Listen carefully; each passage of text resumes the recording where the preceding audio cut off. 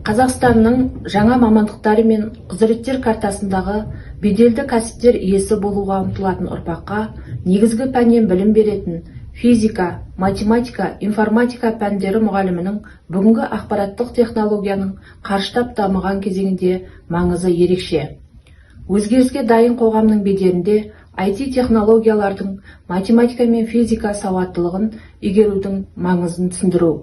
Сұранысқа ие белді мамандықтарға бейімдеу үлкен жауапкершілік. Сол жылда барлық әріптестеріме сәтті сабақтар иесі мен алғыр шәкірттер ұстазы болуға тілектеспін.